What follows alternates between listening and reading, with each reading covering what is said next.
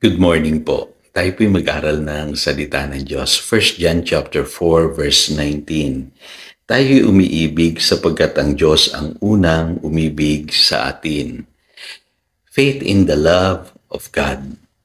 At bakit mahalaga po yan? Kasi diyan po nakasalalay ang ating Christian experience. Sabi po ng Ephesians chapter 3 verse 19, tayo'y mapupuno ng kapuspusan ng Diyos kung mauunawaan po natin ang pag-ibig ng Diyos. At dito po sa verse na ating binasa, sinasabi rin diyan na kaya tayo umiibig dahil Diyos ang unang umibig sa atin.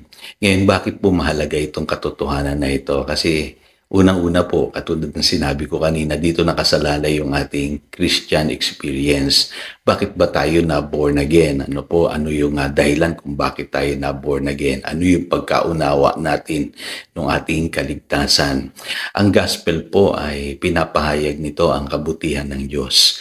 Kaya nga, for God so loved the world, ang pagparito po ng Panginoong Hesus ay hindi para magtayo ng organisasyon o ng relihiyon o ng samahan, na parito po siya upang ipahayag ang pag-ibig ng Diyos sa atin. Ano po? Kaya kung maalala niyo po, may kwento po sa Gospel of Luke chapter 7, ano po, verses 36 to 50, kung saan ang ating Panginoong Hesus ay naanyayahan sa bahay po ng isang Pariseo, ano po, at ang pangalan po nung nag-anyaya sa kanya ay si Simon the Pharisee. Pero doon po sa bahay ni Simon, pumasok yung babae at may dadalang pabangong alabaster, ano po, at sa pamamagitan ng kanyang luha, ano po, ay hinugasan niya ang paa ng Panginoon at yung buhok niya po mismo pinampunas niya sa paa ng ating Panginoong Hesus. At binuhusan niya po ng pabango yung paa ng ating Panginoong Hesus. Siguro, kung ikaw man ang makakakita ng ganong senaryo, iisipin mo, no? Bakit labis yung pagmamahal nitong babaeng ito sa Panginoong Hesus? Kasi po itong babaeng ito, naunawaan niya yung pag-ibig ng Diyos. Tandaan niyo po, no? Ang kanyang kasalanan ay napatawad. Yung po sinasabi ng Panginoon kay Simon, ano? At marami sa atin, hindi natin naunawaan kung gaano kalawak ang pag-ibig ng Diyos kasi hindi natin nakita kung paano tayo pinatawad ng Diyos sa ating mga kasalanan. Ano po?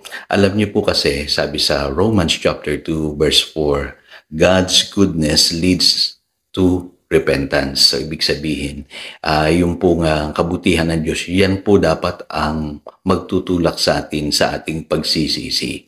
Ano po, maranasan muna natin yung kabutihan ng Diyos. At itong babaeng ito, naunawaan niya kung gaano siya kamahal ng Diyos. Ano po, kaya yung pagmamahal niya, naipahayag niya sa pamamagitan ng kanyang ikinilos, ano po, yung kanyang ginawa sa ating Panginoong Hesus. Alam niyo po, sabi sa Matthew chapter 21 verse 31, ito yung sinasabi ng Panginoong Hesus, ano po, na mahalagang katotohanan niya. Sabi niya, I tell you the truth, the tax collectors and the prostitutes are entering the kingdom of God ahead of you.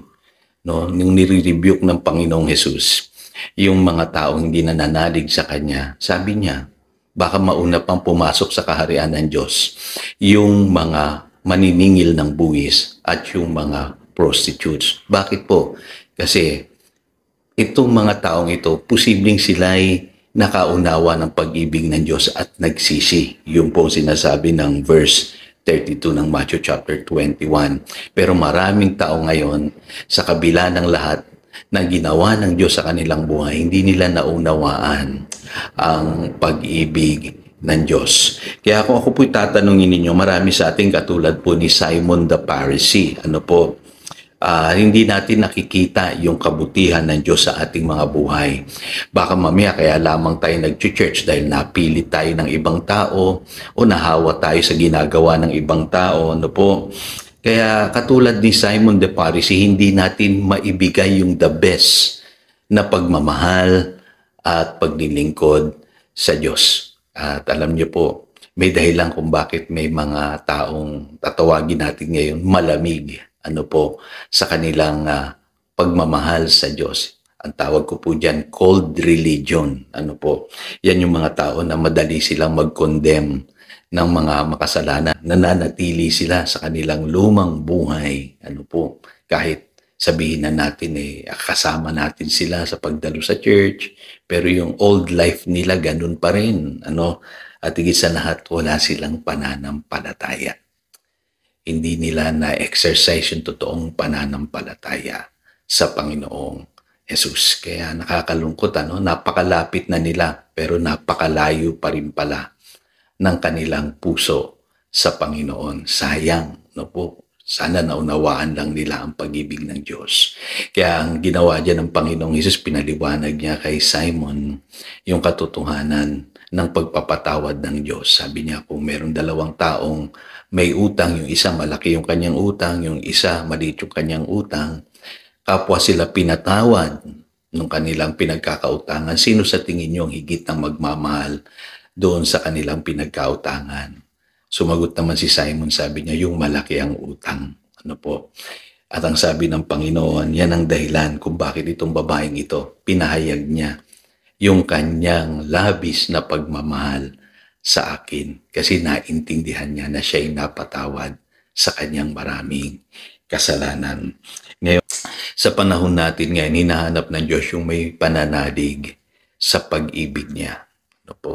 Yung nauunawaan, yung pag-ibig ng Diyos. No?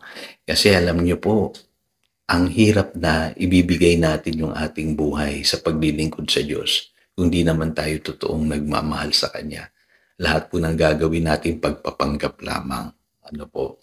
Pero pag ang isang tao naranasan niya ang Diyos sa kanyang buhay, na siya'y minahal ng Diyos, na unawaan niya na ang Diyos Ama mapagmahal, ang ating Panginoong Hesus mapagmahal, at naranasan niya sa kanyang buhay yung pag-ibig ng Diyos, napakadali sa kanya na ipaglingkod ang kanyang buhay sa Diyos. Ano po? Kaya sabi sa Galatians chapter 5 verse 6, the only thing that counts is faith expressing itself through love. Pansinin niyo, tinitignan ng Diyos, yung ating pananalig sa kanyang pag-ibig. At ang sabi sa Ephesians chapter 3 verse 19, and to know this love that surpasses knowledge, that you may be filled to the measure of all the fullness of God.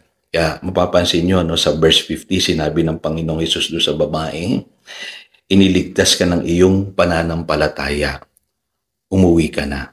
Kasi ang kinalugdan ng Panginoon dito ay yung pananampalataya ng babae. Ano po? Yung pananampalataya na may pagkaunawa sa pag-ibig ng Diyos. Kaya alam mo kapatid, ang motive lang lahat ng ating ginagawa ngayon bilang mga Kristiyano ay nag-uugat sa ating pagkaunawa ng pag-ibig ng Diyos sa atin. We love because He first loved us. Ito si Pastor Jojo nagpapaalala upang daluyan tayo ng pagpapala, manatili tayo sa kanyang salita. Good morning.